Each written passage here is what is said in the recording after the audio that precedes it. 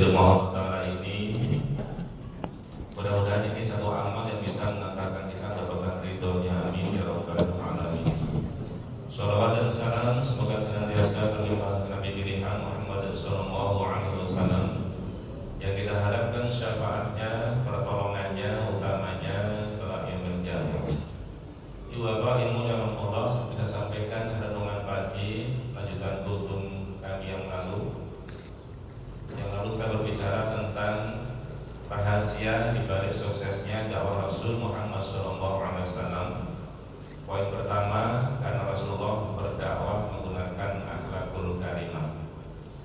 Poin yang kedua,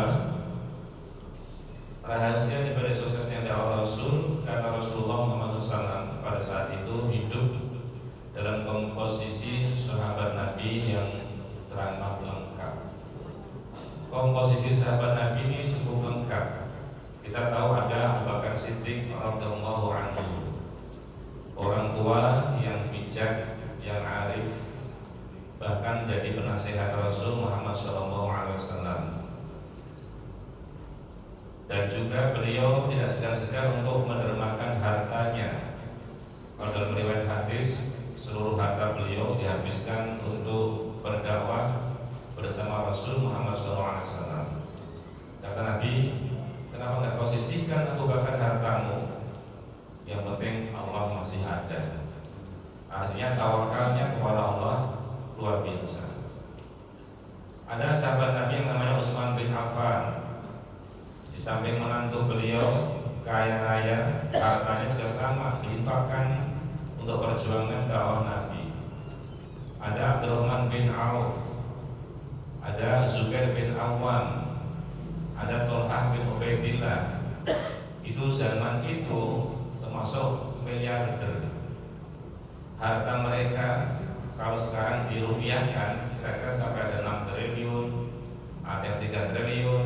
Kalau dirupiahkan karena mata uang dulu adalah mata uang emas dinar. Itu mereka persiapkan untuk berdakwah Nabi.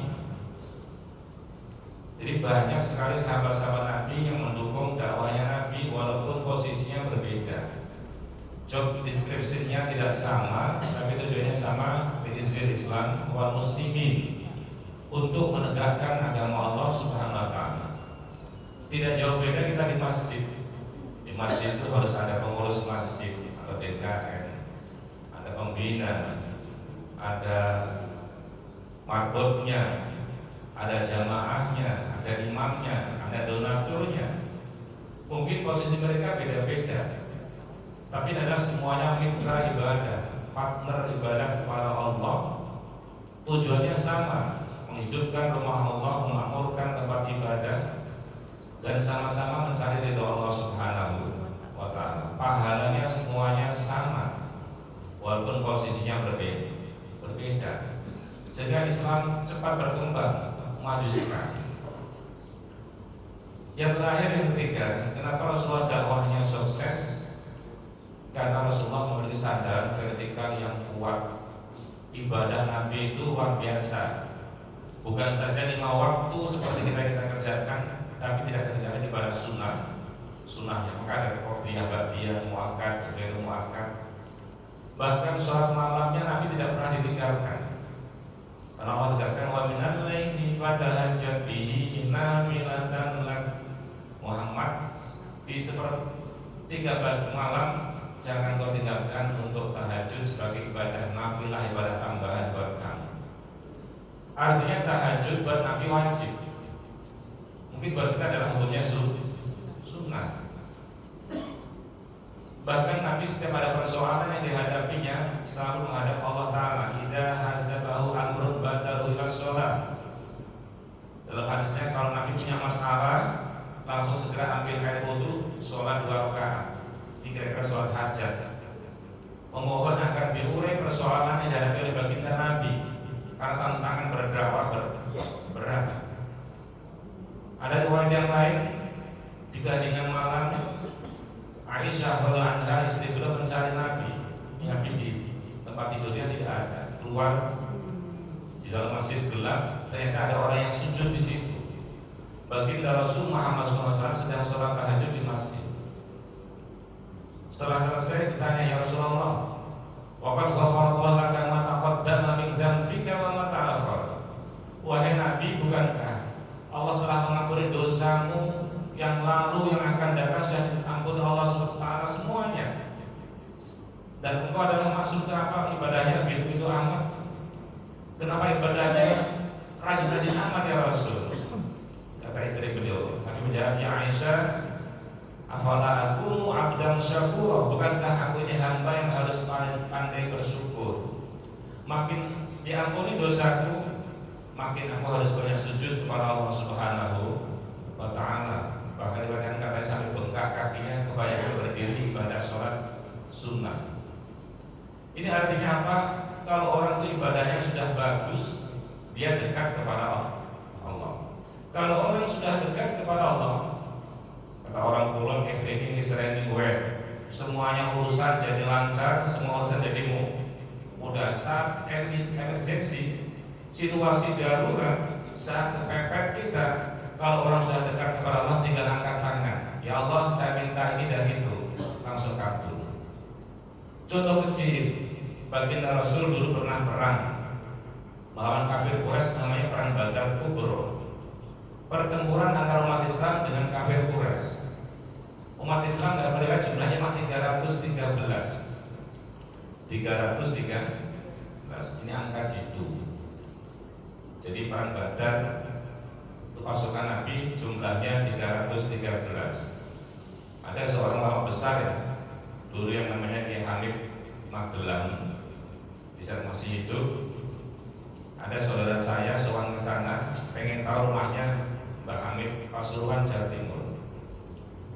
Kata saudara saya, Pak, aku belum tanya langsung ke Mbak Hamid Kajoran. Mbak Hamid Kajoran bilang, teleponnya ulama itu Al-Fatihah 313.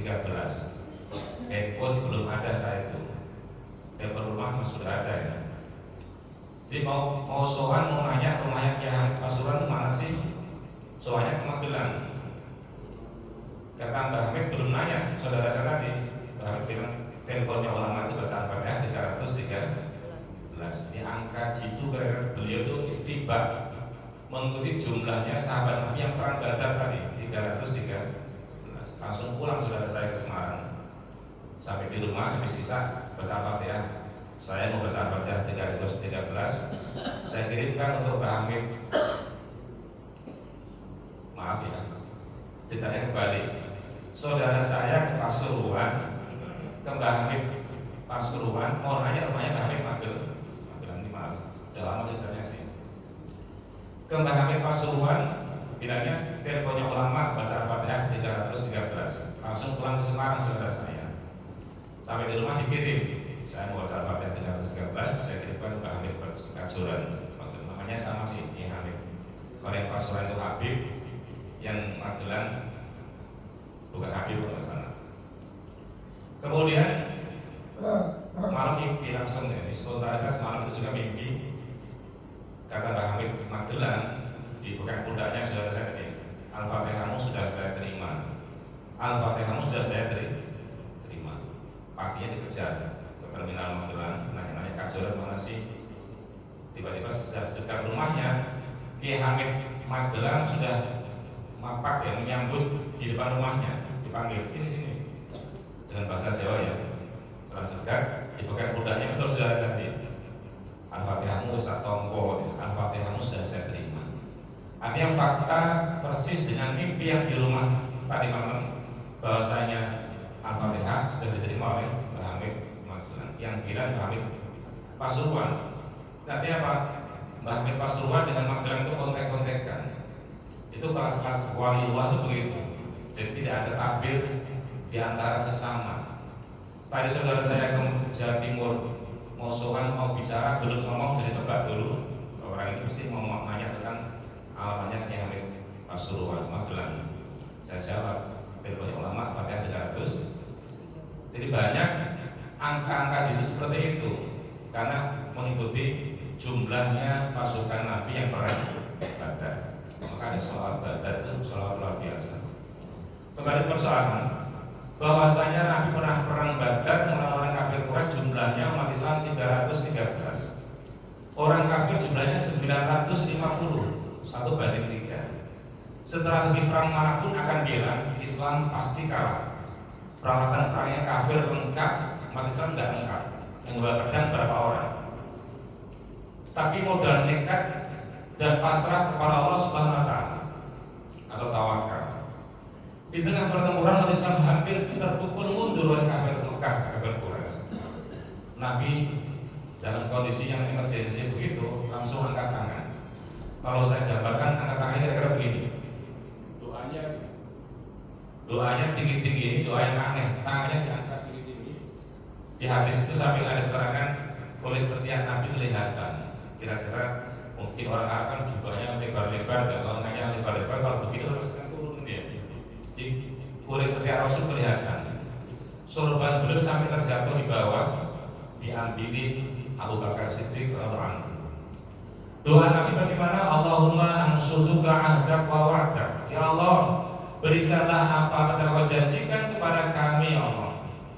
Intahlik hadhihi sobah al-Islam lam tu'batil ardi.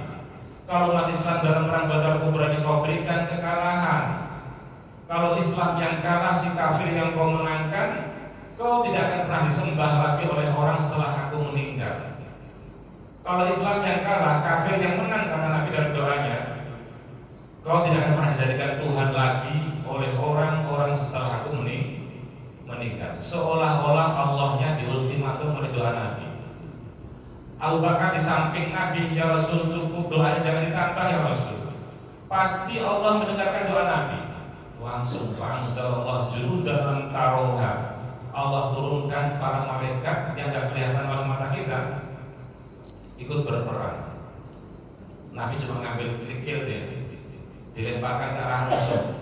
Dalam bahasa Qurannya, wa ma romaita id romaita walakinnallaha roma. Muhammad, kata Allah, ketika kamu melempar pakai kerikil ke arah musuh itu, hakikatnya yang lempar bukan kamu, kata Allah. Walakinnallaha roma, yang lempar itu sesungguhnya Allah. Lemparan Nabi berapa sih sakitnya?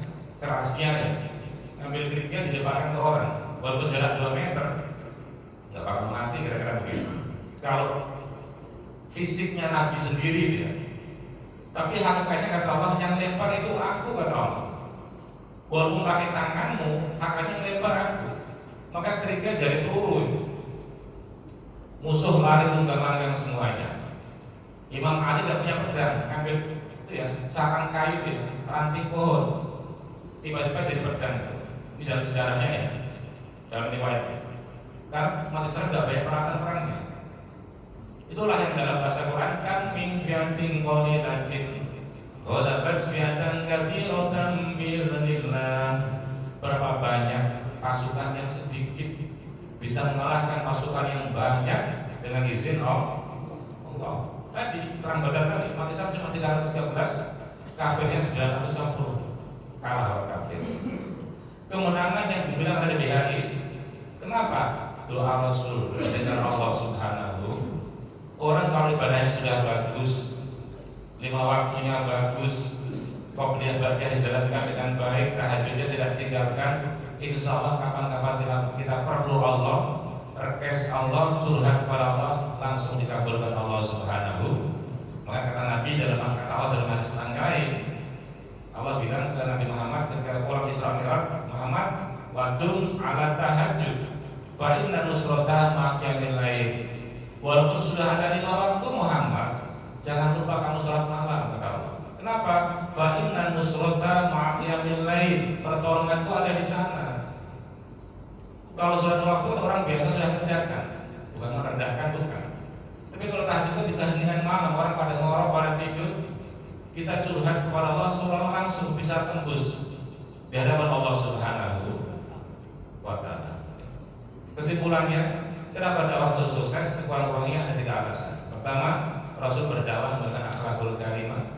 Yang kedua, karena komposisi sahabat Nabi lengkap sekali, kompak, rukun bersama, guyup rukun. Yang ketiga, Rasulullah ibadahnya luar biasa, kesadaran vertikanya sangat kuat. Mudah-mudahan kita semuanya dalam hidup ini juga sama, bisa beribadah dengan kuat semata-mata takarrub mendekatkan diri kepada Allah SWT. Allahumma amin. Demikian sebelum diturunkan pagi atau untuk Bismillah, Assalamualaikum